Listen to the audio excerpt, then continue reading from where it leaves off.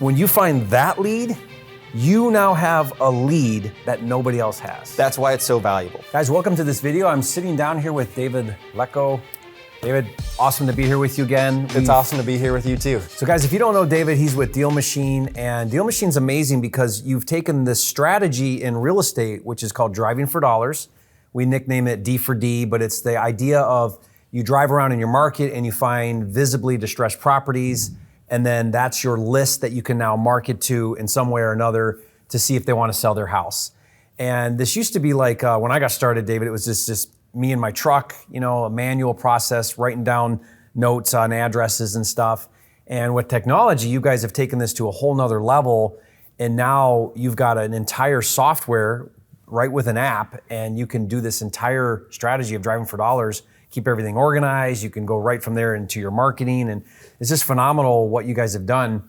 And the latest thing that I want to talk about on this video is how you've now developed virtual driving for dollars. Right. So let's talk about virtual driving for dollars, and then later we'll get a little bit into the app. But how has virtual driving for dollars, how is that even possible, and how is that changing the game in real estate? Well, one of the best reasons why driving for dollars has been an amazing list for real estate investors, especially new ones, is that it's a unique list. You do have to spend some of your time to go out and look for those properties, but then those leads end up converting at a higher rate than just buying a big list because it's hard to get. Now, if somebody has a 9-to-5 job during when the sun is up, and then their time to become a real estate investor is in the evening when the sun's down, it's really hard to drive for dollars and look for rundown properties that way. But you can do it virtually using Google Street View Imagery, and then that can actually be, it's typically updated like every 6 to 12 months, an alternative for somebody who can't get out there in the street and actually find those leads. So you can actually use the Google imaging, and you can look this way, look that way, look up and down the street, look at the house, zoom in. Right. And you're doing the same sort of idea. Is there distress going on here with the property? Yeah. Just like you would visibly do in a car driving around. Correct. You're looking for, is the gutter hanging off? Is there peeling paint? Is there tall grass? Is the mailbox stuffed full? Does it just look less nice than the rest of the houses? And one other thing that this is good for is I've posted some videos on my social media channel lately, and typically it's people from California that they're like, I can't do this here. The house, it's like too nice, or it's like the prices are too high. So if you want to invest into a different market like the Midwest, but you don't live there, this could be a strategy. Or if you live in Puerto Rico, potentially. Yeah. So it allows you now to have any market you want. You can now, virtual doesn't just mean sitting in your underwear at the kitchen table, but it also means any market you want. That's right. Yeah, any market that you want. Yeah, so think about this, guys. You can now find real estate deals without ever having to go to the properties, without ever having to get in your car and drive around and look for them. And if you're someone that's really into like scaling the business or lifestyle, which is me, I like both those things. I like a scalable business model, and I like to have a great lifestyle, meaning I'm not tied down to a market or tied down to any one location. I can be anywhere. Like you said, I live in Puerto Rico and can do a deal right here in San Antonio if I wanted, because I know how to virtually do the business. Right. And that really does open up so many doors. Yeah. Or think about downtime that you have, right? Like, when do you hop on social media? What are you doing at church in the pew? We were talking about that, yeah. We were joking that I said, man, you said you could do the Driving for Dollars app virtually anywhere. And I said, what about at church? That's great. Well, awesome. So let's talk a little bit about the features of this, because if you're on your phone, right? I guess you could do it at a computer, but you can do it on your phone too? So the last time we talked, it was a Chrome extension, but now it's actually in your phone in the app. In the app, okay. So you can use that a lot easier in a lot more places than you could on a Chrome extension. And so let's say that you're either on the computer or on the app on your phone, and you pick a location, you're gonna zoom in, and are you literally just kind of like, almost like you're in the car and you're just looking at the streets going exactly. down? You can touch on the street where you want the car to drive, and then you can look to the right or to the left. And if you see a property, whatever you're looking at, there'll be a button at the bottom where you can press add the lead. And then you could keep going and add properties, which I would recommend. Yeah. Because I think the biggest trouble new real estate investors get into is they don't add enough properties when they're doing something like this. I just talked to somebody, he said he added 30, and he found one, but kind of fell through. And I was like, man, you got to find 300. You know, 30 is not enough. You got to find more than 30, right? Yeah. What would you say? I know it's going to vary, but what would you say?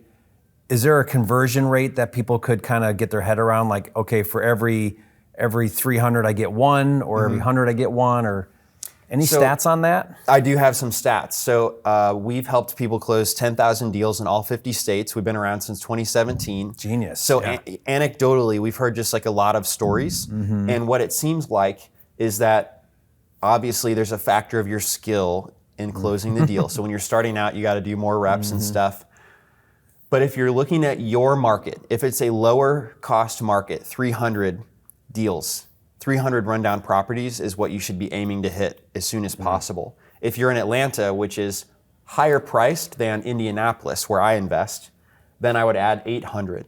800. And if you're in Los Angeles, go hit up the outskirts 45 minutes around from downtown, and you need to find 2,000. Now that sounds like a lot, but when you compare it to those higher priced markets, if you were sending like mass mail, you'd probably have to send properties, 8,000 properties, postcards, if you were just buying an absentee owner list with high equity. So it really reduces your marketing cost. Yeah. And then those higher priced cities, you require more work to find the properties and more, direct mail or whatever your communication is, but the payoff's higher when the price of the property is higher as well. Have you noticed that in your investing? Oh yeah, for sure. Yeah, there's definitely a direct correlation to price. Everything is going to change significantly as you go up and down in price and in just population too. So, markets that have just more population are going to change results. Same with the price points, it's going to change results. So you have to factor those things in for sure. What about your marketing channels? So you get the lead. Are you seeing some variations? Are you seeing some areas that are working better than others when it comes to now reaching out to those sellers? So we at DealMachine, we have not done texting more than a couple of months. And I know there's a lot of regulation there, so I don't have the stats on the texting. The anecdotal things that I hear is that the texting and the cold calling has gotten harder over the last few months. It has, yeah. And I've encouraged people to use the direct mail. And I know you've been around since longer than I have. So yeah, we do direct mail. You do direct mail, okay. It seems like certain things like texting get hot, and then they transition over to a different lead source, and things kind of go in cycles. But direct mail seems to stay true because it's not regulated. It's not a spam filter. Not only is direct mail consistent, but it actually becomes more effective as the new hot things come out. So the more technology that gets introduced, and it is, and it always will, the more direct mail works better because less people start doing it. Everybody's looking for something faster, cheaper, So you love it when texting became a big thing because direct mail was a easier thing to do. Not only do we love direct mail, but the uglier the better. In terms of the mail piece? Yeah. Really? Yeah. Tell me about that. Well, so if it's glossy and high image and professional, it looks corporate, in my opinion, and it's kind of like the We Buy Houses cash signs that are written in marker. I've seen those, Or the handwritten direct mail. You're going to get more open rates. So uglier sells better with direct mail. I think it is. It seems like a real person instead of a big They're thinking a real corporation. person. Yeah, they think in a real person. The return mail, if it's local, that's going to do way better if it's a local, because people want to work with them. People would rather work with a local mom and pop than a corporation, out of state or whatever. Yeah, so the return address is what you're talking about. The return address. Yeah. Yeah, so we look at things like that. And so, I'm a big fan of direct mail. We've done really well consistently with direct mail. And the more people say don't do direct mail or this other thing is good, the more I want to do direct mail. Yeah. But but still, if I were to be totally honest, the number one is going to be PPC for marketing. Okay. Yeah. But what I would recommend doing, and I think you guys might be doing this, is take your list from Driving for Dollars, either physically or virtually. Take that list, and now you can touch that list in multiple ways. So why not send a direct mail to it? And why not, instead of one direct mail, why not send 6? Whatever the normal is, send twice that. Because you're mailing to a small list now. So you've got more budget to spend on things like direct mail. Right. Because you're not mass marketing to like a high equity list or an absentee owner list. You're mailing out to a very targeted list. Right. Like I would mail 12 times to that list. Yeah. Once a month for a year. Yes. It costs you $1 a mail or whatever. Like why would you not? 50 cents. Yeah, for a postcard or whatever you're doing. Yeah, it's very, very inexpensive. But then why not text it if you can? With the texting, what we're starting to do is go full circle back to manual one-on-one text. Gotcha. Where a VA is literally personally texting the number. Yes, and That's so that's staying not out of going the to go. spam. Yeah. Yes, because that's not regulated. That the carriers aren't filtering that, No. seeing that it's coming from an API. No, or because it's something not like spam that. now, because it's not a 10,000. Your driving for dollars list is going to be smaller than any other list. So you can get through it one-on-one. Oh, heck yeah. It's worth doing it one-on-one. Yeah, a 300 list, they'll go through that in a couple days, right? Easy. Yes. So personal cold call, follow-up text, send them a direct mail. You could actually touch that driving for dollars list 4 or 5 times probably for the same budget that you would spend mass producing, mass marketing to 1,000 or 10,000 or whatever that everyone else is doing. And now that lead is going to get, it's all about FaceTime or touch points, right? Yes. And what I love about what you guys do with Driving for Dollars is that list you create virtually or driving, physically driving, you now created a unique list. Now maybe some of those leads are also on like an absentee list somewhere, but you're going to get a lot of them that just don't fit the box of the list builder, the list. Yeah. You know, it's just a distressed property. Right. That's the one piece of data that you can't buy. There is no list that you can buy that says rundown house. Right. There is no rundown house list. Right. And that's, when you find that lead, you now have a lead that nobody else has. That's why it's so valuable. And it's extremely valuable. Because it is a little bit harder to get. So you got to be thinking about these ways to do your business that can be unique and special in some way. Yes. That being said, I wouldn't want somebody to get discouraged because it's like so hard. Yeah. And I've been going to the gym. I've actually lost 30 pounds. I know, you look fantastic. In the last year. Thank you. You got a 6-pack. But it didn't happen like as quickly as I wanted it to. And I was getting so frustrated with my trainer. I was like, dude, how do I look like this guy? Or how do I look like this girl? Like they did that in 3 months. Like, why am I taking so much longer? Yeah. And who knows why, but finally I was just like, I really just like waking up and having this habit. So I'm going to keep doing it and just like know that it'll come eventually. And then before I knew it, I had finally gotten the result, but like it just got way easier when I was like putting so much pressure on getting it like tomorrow.